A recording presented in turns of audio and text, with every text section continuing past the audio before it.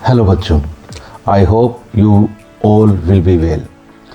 हमने पिछली दो वीडियो में 1857 के विद्रोह और उसके कारणों के बारे में जाना। उम्मीद है आपको वीडियो पसंद भी आई होगी।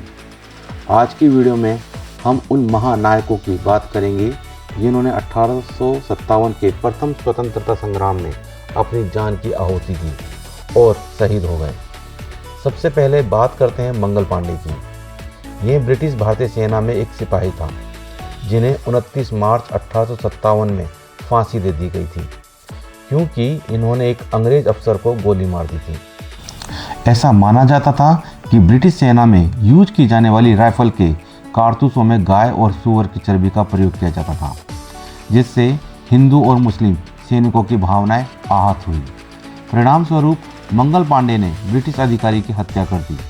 मंगल पांडे को फांसी दे दी गई और 9 मई 1857 को 85 सिपाहियों को डिसमिस करके 10 साल की सज़ा सुना दी गई। ये किस्सा यहाँ ख़त्म नहीं होता। इस घटना के जवाब में 10 मई 1857 को मेरठ में सिपाहियों ने विद्रोह कर दिया और अपने साथियों को जेल से रिहा कर दिया। घटना के दौरान ब्रिटिश अधिकारियों की हत्या की गई और अस्त्र शस्त्र लूट लिए गए। सैनिक फिरंगियों का शासन खत्म कर देना चाहते थे। विद्रोहियों के सामने एक ही सवाल था, अंग्रेजों के चले जाने के बाद शासन कौन संभालेगा? जवाब था बहादुर शाह जफर। बहादुर शाह जफर मुगल साम्राज्य के अंतिम सम्राट थे। बहादुर शाह जफर से मिलने के लिए सिपाही 10 मई 1857 की रात को ही मेरठ से निकल गए और अगले दिन 11 मई की सुबह दिल्ली पहुंच गए। बहादुर शाह जफर शक्तिशाली ब्रिटिश राज से टकराना नहीं चाहते थे, किंतु सिपाहियों के दबाव में आकर अनमने मन से अपनी स्वीकृति दे दी। बहादुर शाह जफर को सम्राट घोषित किया गया और उनके नाम पर पूरे उत्तर भारत में विद्रोह फैल गया। अंग्रेजों को लगता था कि विद्रोह की आग जल्द ही बुझ जाएगी, किंतु बहादुर शाह जफर के नाम के ऐलान से विद्रोह की आग ज़्यादा तेज हो गई। इस कड़ी में हम लक्ष्मीबाई को कैसे भूल सकते हैं? जी हाँ, ये वही हैं जिनका जिक्र सुभद्रा कुमारी चौहान की ओजस्वी कविता झांसी की रानी में आता है, जिन्हें सुनकर हम बड़े हुए हैं।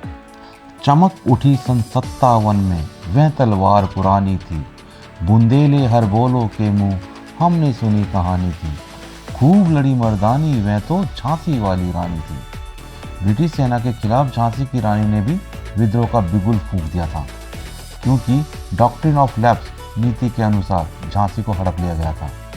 झांसी की रक्षा करते हुए लक्ष्मीबाई भी वीर गति को प्राप्त हो गई। लक्ष्मीबाई कानपुर के नाना साहिब, जो पेशवा बाजीराव द्वितीय के दत्तक पुत्र थे, की मुंह बोली बहन थी। कानपुर में नाना साहब ने अंग्रेजों के छक्के छुड़ा रखे थे। उन्होंने स्वयं को पेशवा घोषित कर दिया और एक प्रमुख सैन्य नेता बन गए। इसी प्रकार नाना साहब के सेनापति तात्या टोपे ने भी झांसी, ग्वालियर और मध्य प्रदेश में अंग्रेजों से संघर्ष किया। इन्हीं नायकों के साथ साथ लखनऊ में विद्रोह का नेतृत्व बेगम हजरत महल ने किया। बिहार में विद्रोह की अगुवाई कुंवर सिंह ने की। कुंवर सिंह को उनकी वृद्धावस्था भी संघर्ष करने से रोक नहीं पाई। बरेली में बख्त खान ने मोर्चा संभाला और दिल्ली में विद्रोही सेना के मुख्य सेनापति बने। रानी अवंतीबाई लोधी, जो मध्य प्रदेश में रामगढ़ की रानी थी, ने लगभग 4000 सैनिकों की सेना इकट्ठी की और अंग्रेजों से संघर्ष किया और लड़ते हुए अपना बलिदान दिया। इसी तरह उत्तरी भारत के विभिन्न जगहों पर लोगों ने इन सभी नायकों का साथ दिया। सभी का केवल एक ही मकसद था, ब्रिटिश राज को उखाड़ फेंकना। विद्रोह के बढ़ते रूप को देखते हुए अंग्रेजों ने नए नियम पास किए, जिससे विद्रोहियों को माकूल जवाब दिया जा सके। दुर्भाग्यवश ब्रिटिश सेना को भारतीय राजाओं निजामों का भी साथ मिला, जिसमें ग्वालियर के सिंधिया, पटियाला, जिंद और नामा स्टेट्स के शासक और कश्मीर के शासक गुलाब सिंह प्रमुख थे। ये लोग ब्रिटिश राज में ब्रिटिश के वफादार बने रहे। इसके अलावा सिख रेजिमेंट, गोरखा रेजिमेंट ने भी अंग्रेजी सेना का साथ दिया। अंग्रेजों को इंग्लैंड से भी मदद मिली और देखते ही देखते सितंबर 1857 में दिल्ली को वापस ले लिया गया। किलेबंदी की दीवारों को तोड़ने के लिए तोपों और गोला बारूद से भरी ट्रेन दिल्ली लाई गई। बहादुर शाह जफर को कैद कर लिया गया और उनके सामने उनके बेटे की गोली मारकर हत्या कर दी गई। इसके बाद बहादुर शाह जफर और उनकी पत्नी बेगम जीनत महल को रंगून भेज दिया गया। 1862 में अंतिम मुगल सम्राट की मृत्यु हो गई। उनकी अंतिम पंक्तियां थी, इतना बदनसीब है जफर कि 2 गज जमी भी ना मिली कुए यार में। अंग्रेजों को पूरे विद्रोह को दबाने में लगभग 2 साल लग गए, अर्थात 1859 तक ही ब्रिटिश राज फिर से स्थापित किया जा सका। लेकिन अब ब्रिटिश राज वो ब्रिटिश राज नहीं था जो 1857 से पहले हुआ करता था। अब ब्रिटिश राज में काफ़ी बड़े बदलाव किए गए थे। इनमें सबसे पहला और सबसे बड़ा बदलाव था शक्ति का हस्तांतरण, ट्रांसफर ऑफ पावर। 1858 एक्ट के अनुसार ईस्ट इंडिया कंपनी से पावर लेकर ब्रिटिश क्राउन को सौंप दी गई। भारत सचिव का एक नया पद बनाया गया। अब भारत के सभी मामलों की देखरेख का जिम्मा भारत सचिव के कंधों पर था।